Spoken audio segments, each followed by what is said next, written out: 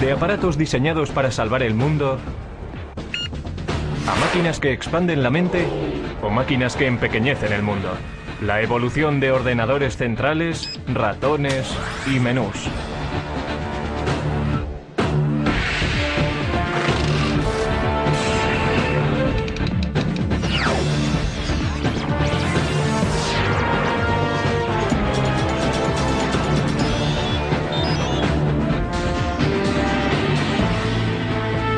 El ordenador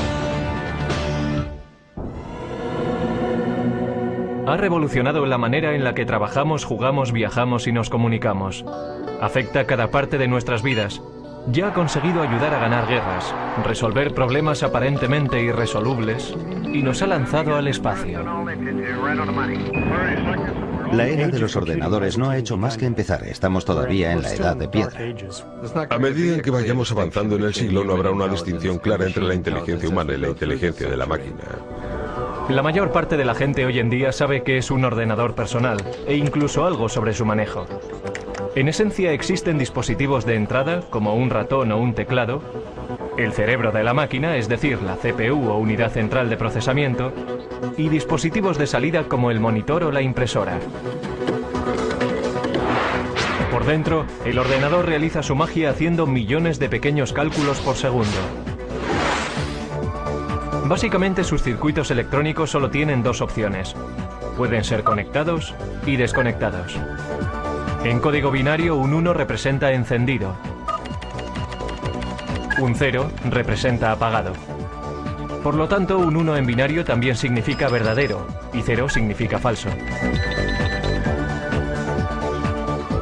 Mediante estos valores obtenemos la lógica binaria, lo que permite al ordenador computar. El ordenador solamente conoce el código binario de unos y ceros y lo utiliza para hacer cálculos y transformar personas normales en autores, animadores y navegantes de la red. El ordenador crea su magia mediante la velocidad a la que puede calcular. Un PC medio realiza 100 millones de cálculos por segundo. Pero eso no es nada comparado con algunas de las máquinas industriales actuales. Estos son los laboratorios nacionales de Lawrence Livermore, hogar del ordenador más rápido del mundo. El Departamento de la Iniciativa Informática Estratégica Acelerada de la Energía, ASCII White. Para la creación de estas máquinas ASCII, tomamos la típica estación IBM que podrías comprar en cualquier sitio. Pusimos 8000 de estas juntas para crear un ordenador mucho más veloz que cualquier otro en el mercado. La máquina ASCII White hace 12 trillones de operaciones matemáticas por segundo. Y para echar eso abajo, la población de la Tierra supera por poco los 6.000 millones. Así que cada hombre, mujer y niño en la faz de la Tierra tendría que sumar 2.000 números en un segundo para estar al nivel de esta máquina.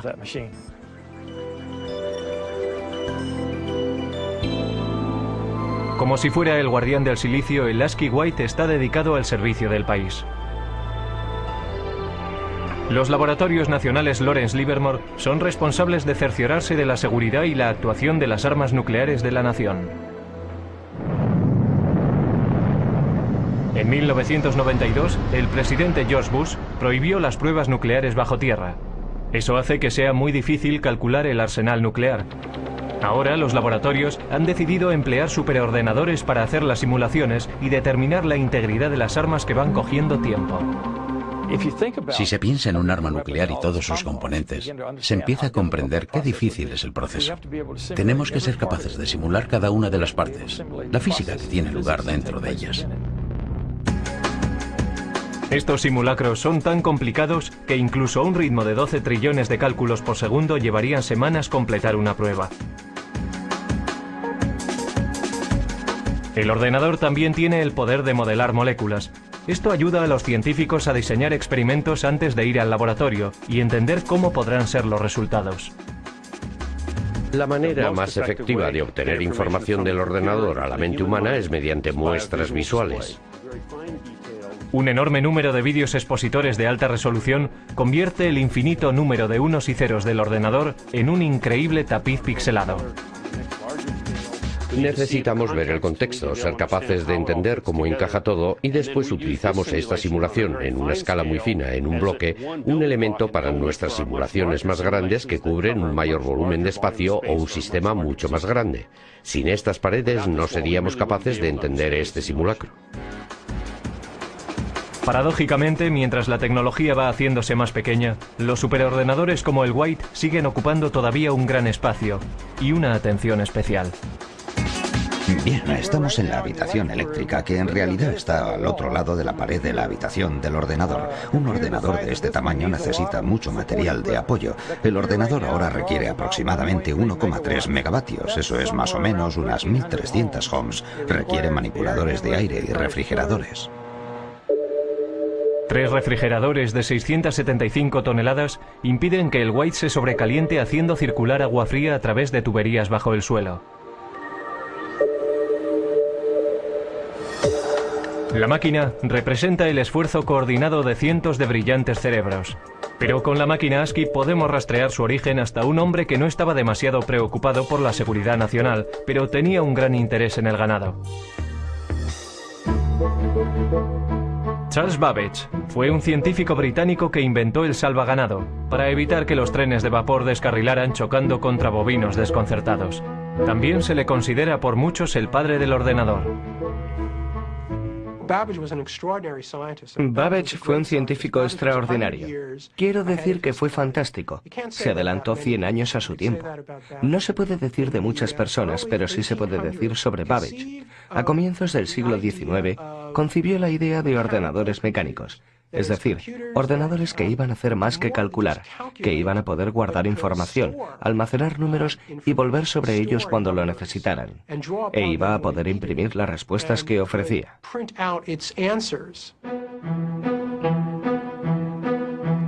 Como científico, Babbage confiaba plenamente en la precisión de tablas matemáticas, logaritmos y tablas de gravedad. Computar esos cuadros es lo que la gente conoce por ordenadores. Desafortunadamente, estos ordenadores cometían errores con frecuencia, enfureciendo así a su inventor.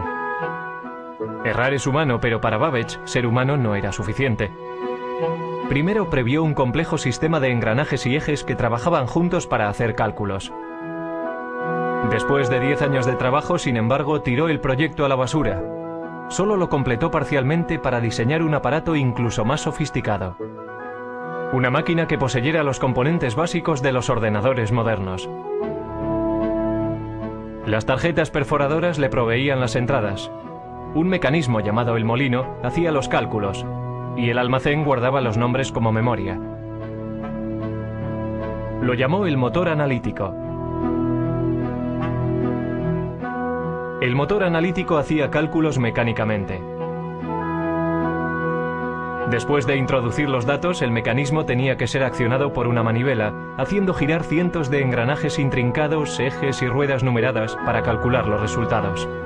Babbage anticipó que la máquina de 15 pies de altura funcionaría a vapor por su tamaño.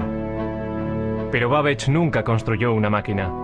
Su protoordenador se colapsó antes de que pudiera completarlo. Fue víctima de herramientas imprecisas y de la falta de fondos.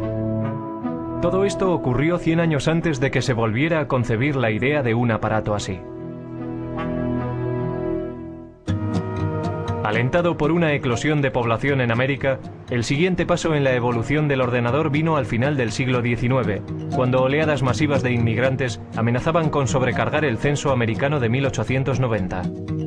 En 1887, la oficina del censo todavía llevaba la cuenta del recuento de 1880 a mano. Desesperados, suplicaban por otra forma de tabular los resultados. Entonces fue cuando un anterior inspector del MIT llamado Hermann Hollerith introdujo una serie de máquinas que harían que el recuento del censo fuera tan fácil como contar 1, 2 y 3. Cada persona estaba representada por una tarjeta. Los individuos tenían que perforar las cajas relacionadas con su edad, sexo, raza y profesión. Los trabajadores del censo entonces introducían las tarjetas perforadas en las máquinas. La tabulación se hacía con electricidad. Al utilizar clavijas eléctricas, los resultados se registraban en una serie de diales, como si fueran relojes. Otras máquinas separaban las tarjetas. Las máquinas de Hollerith aceleraban de forma vertiginosa el procesamiento de la información. En solo 6 semanas se había hecho el recuento del censo de 1890 de 62.622.250 habitantes. Entonces Hollerith continuó comercializando ese invento. Se dio cuenta de que el censo era un gran cliente, pero seamos realistas, si solo recibes un pedido una vez cada 10 años. Entonces salió y consiguió hacer negocio entre los ferrocarriles, por ejemplo, y formó una compañía que finalmente se convirtió en la base para la IBM. La invención de Hollerith fue un hito en el camino de lo mecánico a lo digital. Pero todavía faltarían 50 años y el poder destructivo de una guerra mundial para que arrancara el primer ordenador verdadero. Antes de los años 30, los aparatos mecánicos computacionales se utilizaban para seguirle la pista a la población, pasajeros de tren y archivos de seguros de vida. Pero los primeros ordenadores digitales electrónicos se construyeron con un objetivo mucho más persuasivo en la mente: ayudar a ganar una guerra mundial. Una de las máquinas más tempranas se propuso por los británicos para romper el código alemán, conocido por Enigma. Con ello empezaron a creer que se podía ganar la guerra. Una de las personas que trabajó para romper el código Enigma fue Alan Turing. Su trabajo antes de la guerra ayudó a establecer la base teórica para los ordenadores que se construyeron en los 40. En el norte de Londres, en unas instalaciones secretas en Bletchley Park, los británicos construyeron Colossus, un tipo de ordenador diseñado para romper el código Enigma. Colossus comparaba secuencias de letras a un ritmo de 25.000 caracteres por segundo. La máquina solo podía realizar la tarea de unir letras, pero lo hacía muy bien. Sus transmisiones descifradas alemanas se denominaron el ultrasecreto, el secreto mejor guardado de la guerra. Principalmente, el Colossus llevaba a cabo funciones logísticas de las letras de un alfabeto en una corriente de letras que venían de un mensaje de radio interceptado. No los descifraba, pero sí podía efectuar una serie de combinaciones que en gran medida se asemeja a lo que hace un ordenador. Mientras el Colossus rompía códigos alemanes, al otro lado del Atlántico los ingenieros trabajaban para construir otro aparato computacional, una máquina que influiría directamente en el diseño de todos los ordenadores futuros. América era un centro neurálgico productor de instrumentos de guerra, pero para 1943 había una escasez crítica de un componente sorprendente de la máquina de guerra: tablas de disparos para piezas de artillería. Estas tablas permitían a los artilleros apuntar sus armas correctamente en gamas diferentes, altitudes, temperaturas y condiciones del viento. Los ordenadores humanos trabajaron frenéticamente para producir cálculos mecánicos para crear esas tablas, pero lo pasaron mal intentando estar a la altura. Durante la Segunda Guerra Mundial se producían muchas armas. Había que calcular muchas tablas de disparo. Era realmente un gran trabajo y estaba ralentizando la entrega de armas al frente. Para solucionar el problema, John Mauchly, un físico de la Universidad de Pensilvania, se propuso construir un ordenador gigante electrónico que podía calcular tablas de números en minutos, no horas. El ejército, desesperado por un aparato que les ayudara a ganar la guerra, de mala gana se centró en el coste propuesto de $500,000. Mauchly y un brillante estudiante de ingeniería eléctrica, Presper Eckert, empezaron a construir ENIAC, el integrador numérico, electrónico y ordenador. Mucho más grande que el Colossus, nunca se había concebido nada parecido a ENIAC. Casi con 100 pies de largo y 30 toneladas, contenía 70.000 resistencias, 10.000 condensadores, 6.000 interruptores y 18.000 tubos de vacío delicados.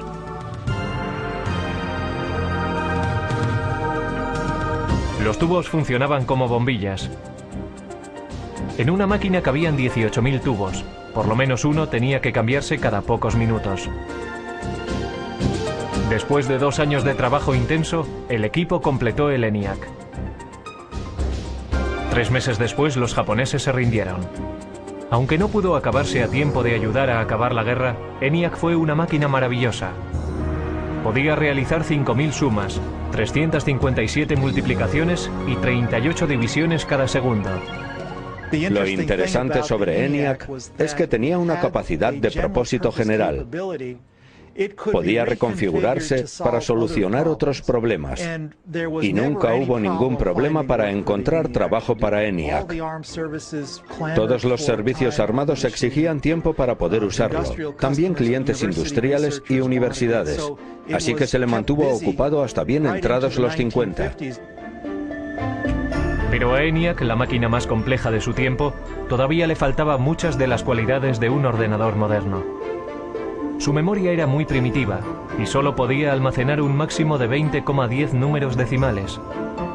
Tenía que recablearse laboriosamente cada vez que se programaba.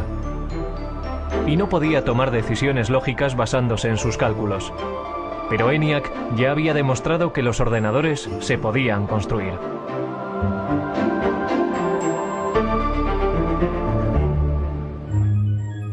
Justo antes del final de la Segunda Guerra Mundial, John von Neumann, un consejero de Ecker y Mockley en el proyecto ENIAC, escribió un ensayo que iba a influir de forma definitiva en el siguiente paso del diseño de ordenadores. Von Neumann poseía una memoria fotográfica y era uno de los científicos principales enrolados en el proyecto Manhattan. El artículo de von Neumann delineaba la estructura de un ordenador moderno. El diseño comprendía una unidad de procesamiento y una unidad de control, memoria, entrada y salida. Pero lo más importante en la evolución de los ordenadores tendría su capacidad de programación internamente en su memoria. Internamente contenía programas para darle al ordenador su potencia y versatilidad, porque un programa interno puede modificar lo que hace, basándose en los datos o los resultados de las computaciones. El trabajo de von Neumann proponía una máquina que realmente poseyera una capacidad general de propósito. En su trabajo describió los atributos del ordenador, cómo tenía que organizarse de forma lógica. Esto es, necesitaba tener un procesador central donde los cálculos se pudieran llevar a cabo. Necesitaba una memoria donde los datos de programación pudieran ser almacenados. Y necesitaba tener una unidad de salida y una unidad de entrada de algún tipo. Trazó el plan lógico, el mapa para un ordenador, y señaló la dirección que había que tomar para el futuro. La idea para almacenar programas internamente era la última llave para desarrollar el verdadero ordenador con un propósito general. Pero si fue o no la idea de von Neumann es algo que se ha debatido con vehemencia recientemente. Ecker y Mockley, que habían trabajado con von Neumann, dijeron que habían formulado programas internos como parte rutinaria de su trabajo al construir ENIAC. Sin embargo, Ecker y Mockley no fueron incluidos como autores en el artículo y se sintieron traicionados. Pero al darse cuenta de que el ordenador encontraría un lugar en el mundo de los negocios, Ecker y Mockley formaron su propia compañía. Empezaron a trabajar en una máquina que llamaron UNIVAC, Ordenador Universal Automático. A diferencia de sus predecesores, UNIVAC era una máquina amable, diseñada para solucionar problemas científicos o militares. Podía diseñarse para satisfacer varios propósitos. El UNIVAC también constituía el primer ordenador en poder fabricarse en masa y venderse comercialmente. La máquina podía ser programada para toda una serie de tareas de procesamiento de datos como nóminas, inventarios y facturación. Unidades de cinta compactas y magnéticas almacenaban datos y los resultados se imprimían automáticamente. Todavía muy poca gente entendía qué grado de utilidad tendría un ordenador. Esa percepción cambió drásticamente en la noche electoral de 1952, cuando la CBS utilizó el UNIVAC para predecir el resultado de la carrera presidencial entre Eisenhower y Adelaide Stevenson. Los sondeos decían que la carrera presidencial estaba muy justa. El UNIVAC calculaba de otra forma. Los ingenieros introdujeron los resultados de los precintos seleccionados del este, antes de que cerraran los colegios electorales en el oeste. Los expertos pensaron que había sido una carrera muy apretada, pero el UNIVAC predijo una victoria electoral arrolladora para Eisenhower. Incluso la CBS no creyó lo que decía el ordenador y dudó en dar a conocer sus resultados. Pero al final el UNIVAC tenía razón. El poder y la utilidad del ordenador habían sido probados. Después del éxito del Univac, varias empresas empezaron a ver un futuro en el desarrollo de los ordenadores. IBM empezó a darse cuenta de que los ordenadores serían cada vez más pequeños, más baratos y más fáciles de manejar, y que habría un lugar en los negocios para estas máquinas que, desde luego, a la larga, sustituirían a la tecnología de las tarjetas perforadoras. Para comienzos de la década de los 60, IBM dominaba el gran mercado de los ordenadores. Los negocios empezaban a depender de los ordenadores. Las máquinas se iban haciendo cada vez más pequeñas, gracias al cambio de tecnología de tubo a los transistores, a la tecnología de los transistores. Y la carrera hacia la Luna iba a hacer que los ordenadores fueran aún más pequeños. En 1961, Norteamérica iba a la zaga de Rusia en la carrera por el espacio. En el incesante intento de ganar a los rusos, el objetivo de la NASA era que el hombre llegara a la Luna. No iba a resultar fácil. Cuando comencé a trabajar en la NASA en 1962, el primer día me dieron una regla de cálculo de 20 inch. Nuestros cálculos se hacían principalmente en calculadora de bolsillo. Teníamos un número de personas a las que asignábamos nuestras hojas de datos, y su trabajo consistía en trabajar con sus pequeños cálculos. Pero los astronautas no podían confiar en reglas o calculadoras de bolsillo en el espacio. La misión requería un ordenador guía sofisticado. A principios de la década de los 60, sin embargo, una máquina tan potente como la que necesitaban ocupaba toda una habitación. La NASA intentó reducir el tamaño del problema. Afortunadamente, el primer gran avance en el camino a la miniaturización ya había tenido lugar. En 1947, 3 científicos en los laboratorios Bell inventaron el transistor. Un transistor ejecutaba la misma función de encendido y apagado que los tubos de vacío, pero era mucho más pequeño y más fiable. Los transistores se hacían con silicio y cable diminuto. El silicio es un semiconductor. Si se aplica un voltaje pequeño, se comportará como conductor, permitiendo que pase una corriente entre los cables. Si no hay voltaje, actuará más como un aislante bloqueando la corriente. Esta característica del silicio es lo que permitió a los transistores hablar el lenguaje binario de los ordenadores.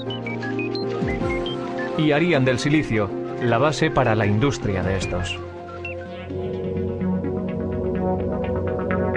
El siguiente paso en la miniaturización tuvo lugar en 1959, cuando Robert Noyce y Jack Kilby, ingenieros para fabricantes rivales de transistores, llegaron a los mismos avances de forma independiente y que conducían a la misma idea revolucionaria. Toda una red de componentes electrónicos, transistores y todo incorporado en un solo chip de silicio. La gran innovación en la electrónica se llamó el circuito integrado. En 1969, 5.000 circuitos integrados componían el corazón de cada uno de 2 ordenadores idénticos. Uno en la órbita lunar y el otro en la Tierra. Para su tamaño, estos eran los ordenadores más potentes de la Tierra. Mientras Neil Armstrong daba un pequeño paseo en el polvo lunar, Ted Hoff, un ingeniero con la compañía de chips Intel, estaba dando un gran paso en el proceso hacia la miniaturización. Estaba desarrollando una idea que pondría todo el ordenador en un chip de silicio, el microprocesador. Era la invención no solo de circuitos integrados, sino de un tipo particular de circuito integrado, el microprocesador, que hace posibles los ordenadores personales de hoy en día. A Hoff le habían encargado diseñar 12 circuitos integrados por separado para fabricar una calculadora japonesa. Sugirió colocar toda la unidad de proceso en un chip y programarlo como un ordenador. Intel desarrolló la idea y para 1970 tenían un modelo de microprocesador. Los ordenadores estaban en el camino para hacerse más pequeños. Sin embargo, todavía estaban muy lejos de ser fáciles de manejar. Uno de los primeros intentos de simplificar las operaciones del ordenador fue encabezado por Doug Engelbart. El científico concibió una manera sencilla de manejo e incluso mostró un prototipo en 1968 en la Conferencia de Otoño de Ordenadores de San Francisco.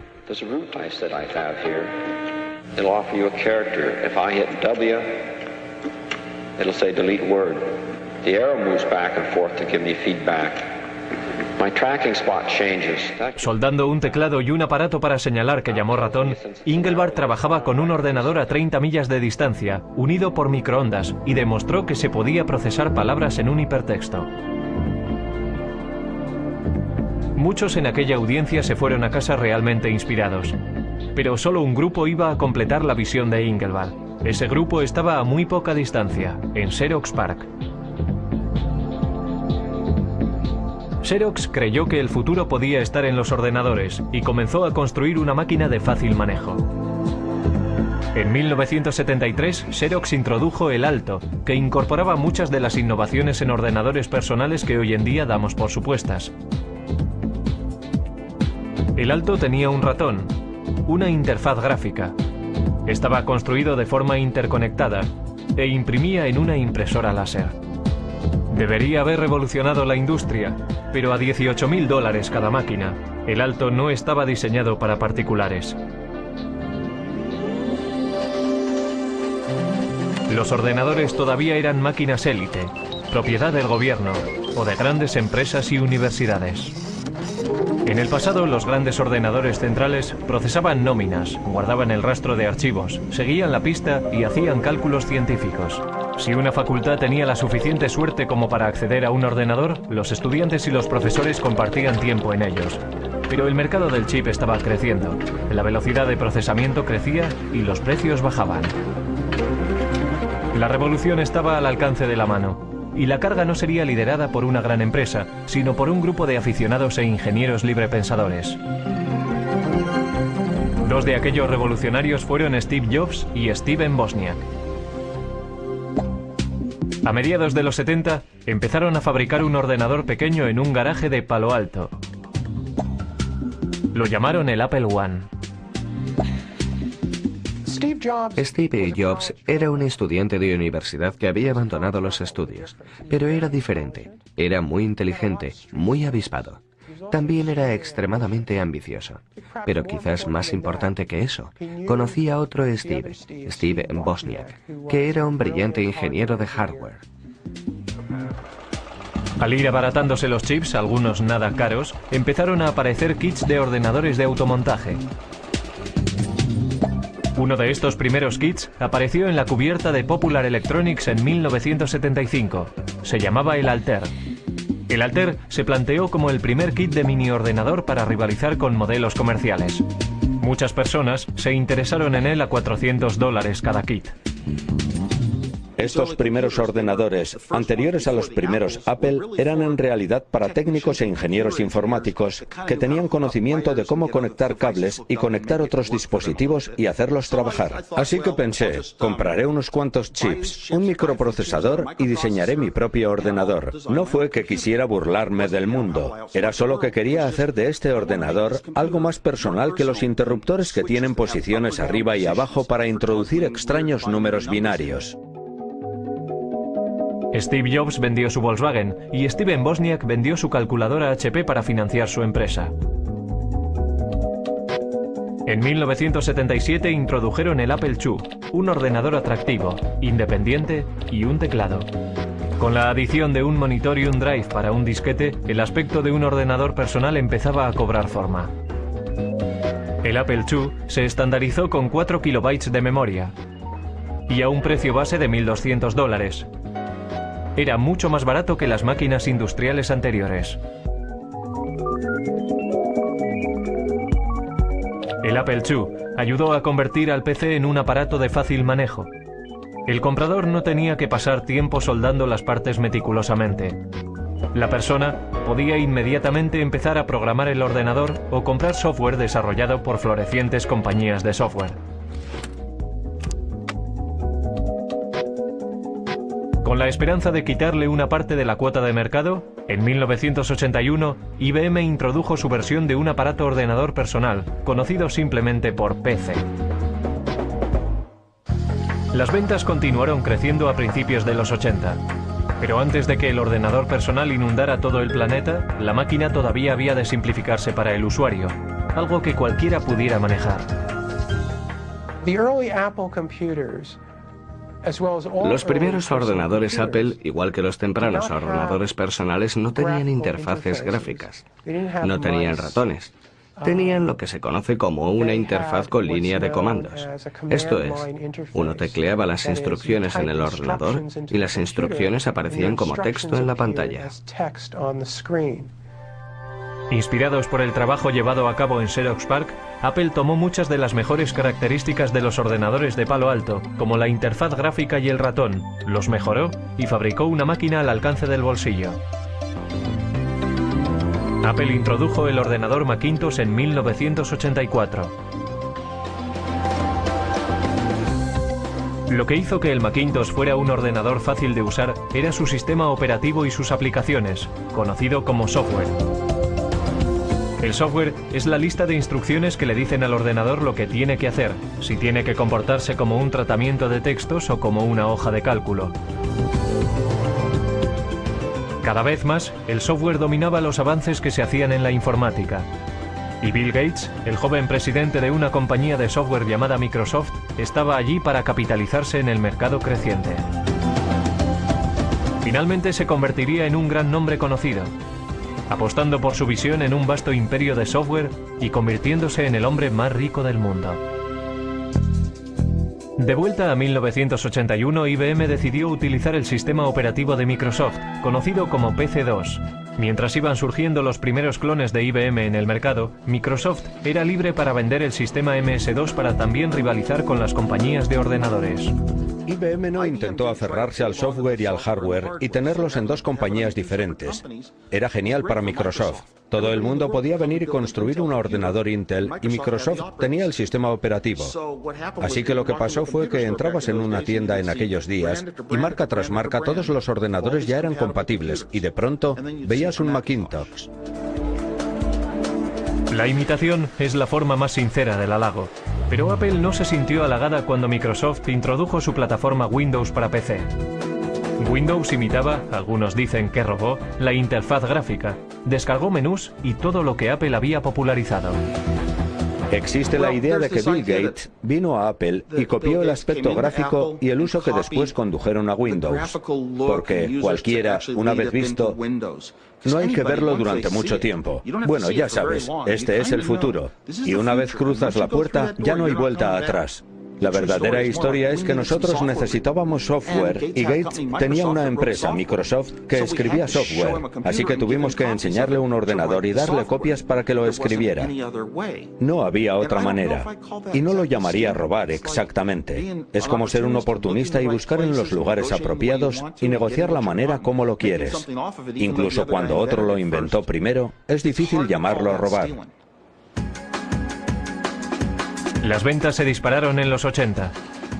De 500.000 máquinas al año en 1981 a 7 millones para el final de la década. Máquinas fáciles de manejar y software más sofisticado que nunca excitó la imaginación general. Pero la revolución estaba muy lejos de haber acabado. Internet estaba destinado a alterar enormemente la vida de las personas. Pronto, todo el planeta estaría atrapado en una red de la que no se puede escapar. Lo siguiente, ver cómo tu casa queda conectada. La televisión, la tostadora, la cafetera y el microondas. En la década de los 90 las ventas de ordenadores se dispararon, llevadas por la red. Yo diría que Internet es más importante que los ordenadores personales, aunque necesitas un ordenador personal para utilizar Internet. Es como, ¿qué es más importante? ¿Las calles o los coches? La web nos conecta, pero no de forma tan restrictiva como antes. La tecnología sin cable nos hace móviles. Ya hay asistentes digitales y aplicaciones de la web que siguen cambiando el aspecto y el papel de los ordenadores. Los microprocesadores están en todas partes.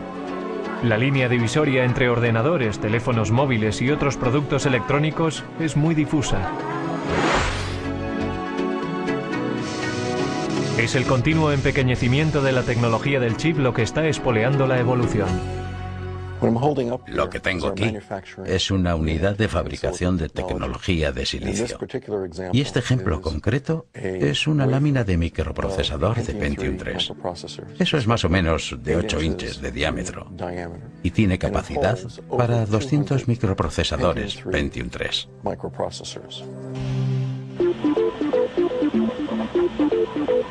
Cada microprocesador puede contener tantos como 100 millones de diminutos transistores.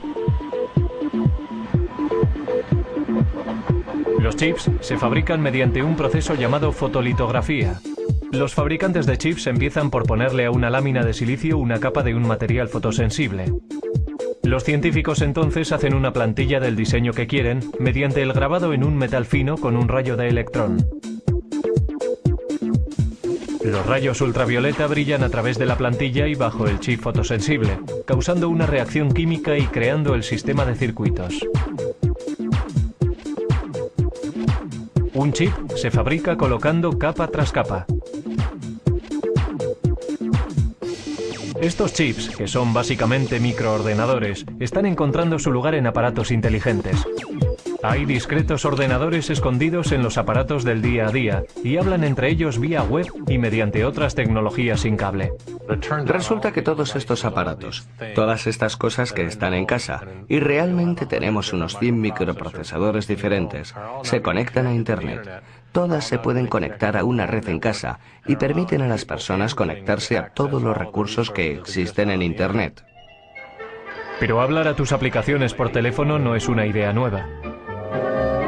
And this lady, she's calling her oven.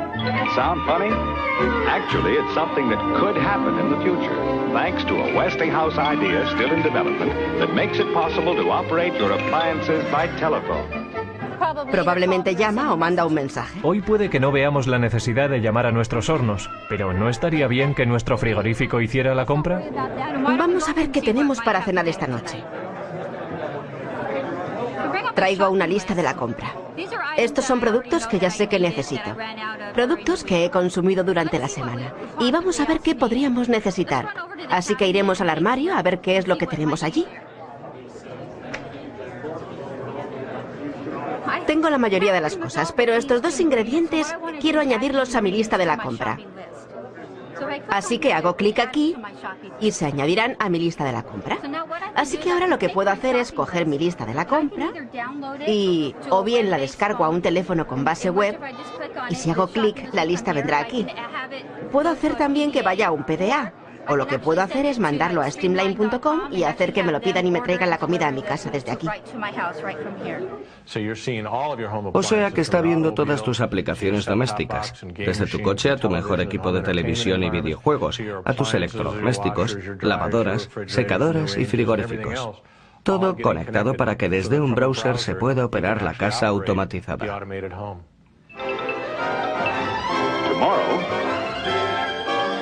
Westinghouse telephone control may allow you to feed your pets, open or close your windows, operate any of the appliances in your home, even if you're miles and miles and miles away. Si estás fuera de casa y viene alguien y toca la puerta cuando está conectada, alertará a mi teléfono. Entonces estoy fuera y desde mi teléfono puedo hacer varias cosas. Puedo llamar a mi casa, hablar con la persona. Puedo descargar la imagen de quién es. Puedo ver si es uno de mis hijos que se ha olvidado la llave. Puedo ir más allá con mi teléfono porque puedo controlar la puerta y dejarles pasar. A continuación, ordenadores del futuro que disparan la mente. Dentro de 10 años los ordenadores no serán objetos que trasladamos de un sitio a otro. Estarán en nuestras gafas lanzando imágenes directamente a nuestra retina. Siguiendo una tendencia antigua en el mundo de los ordenadores, las cosas se están haciendo más pequeñas. Mucho más pequeñas. Hewlett Packard está trabajando en un ordenador molecular. El Dr. Stan Williams planea utilizar moléculas en lugar de unos y ceros eléctricos para hacer funcionar un ordenador. Por supuesto que un interruptor es algo que puedes encender y apagar, así que si piensas en una pared de interruptores, la gente habla del mecanismo de apretar un botón que se llama flip-flop de conmutación. La manera en que las moléculas se modifican es simplemente mediante el cambio de forma. Cuando tienen una forma están encendidas, cuando tienen otra forma están apagadas. Una corriente eléctrica podría apretar el interruptor mecánico, convirtiéndolo en el mecanismo fundamental de la informática digital. Pero, ¿cómo se conecta todo? Trabajamos duramente en lo que se conoce en la comunidad científica como kits para montar uno mismo. En otras palabras, sabíamos que sería demasiado caro y muy difícil de construir cables diminutos del tamaño de moléculas usando las técnicas estándar de la litografía y el grabado. El Dr. Williams y sus asociados desarrollaron cables moleculares paralelos, cada uno de 2 átomos de lato y 8 átomos de ancho.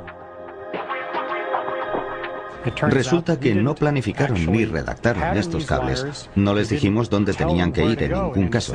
Esencialmente depositamos una pequeña cantidad de iridio en una superficie de silicio, lo calentamos y se produjo una reacción química entre los dos materiales, y el resultado de la reacción química fue una serie de cables que ven detrás de mí. El Dr. Williams previó construir ordenadores moleculares mediante la retención de moléculas individuales entre 2 juegos de cables. Con este tipo de memoria molecular podríamos construir tanta memoria en cualquier cosa del tamaño de una uña. Podríamos almacenar fácilmente toda la biblioteca del Congreso en ella. Otras investigaciones están trabajando en futuros ordenadores que puede que utilicen ADN o incluso partículas de cuanto. Con el almacenamiento masivo y el poder verdadero de la informática, la siguiente generación puede que sean ordenadores modelados según el cerebro humano. La inteligencia artificial en la ciencia y en el arte de fabricar ordenadores hace cosas que nosotros consideramos que requieren la inteligencia humana. Estamos desarrollando sistemas que pueden ser parejos o incluso superar a la mente humana dentro de nuestros dominios. Si se trata de jugar al ajedrez, diagnosticar una enfermedad, guiar misiles crucero a través de terrenos, tenemos un sistema que puede operar al nivel humano dentro del marco de estas tareas definidas.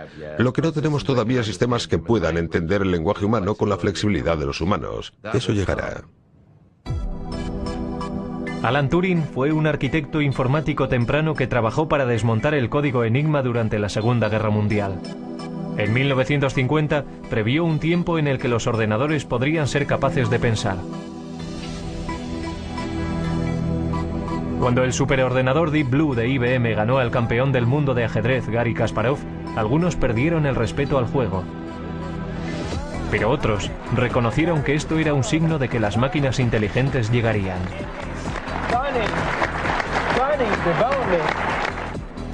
La electrónica molecular podría incluso borrar la línea entre el hombre y la máquina.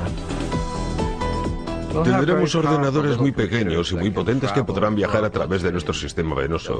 Tendrán el tamaño de las células de la sangre y se comunicarán sin cable con nuestras neuronas. Así que seremos capaces de agrandar nuestra capacidad de pensar, velocidad de pensamiento, aumentar la memoria humana, incrementar nuestras habilidades cognitivas y modelos de reconocimiento mediante la combinatoria de nuestra inteligencia biológica con estas nuevas formas de inteligencia no biológica. Los ordenadores capaces de pensamiento cognitivo alegran a unos y atemorizan a otros. Lo veo como algo derivado de la inteligencia humana. En muchos casos serán copias de la inteligencia humana y encarnarán nuestros valores. Quizá por eso estamos preocupados, porque sabemos que la naturaleza humana en sí misma es dual. Tenemos una parte muy creativa y también una muy destructiva, y la tecnología está multiplicando eso. La tecnología es un arma de doble filo, capaz de producir tanta destrucción masiva como abundancia sin precedentes. Pero mirando al pasado, puede que la sociedad sepa cómo dirigir el ordenador del futuro.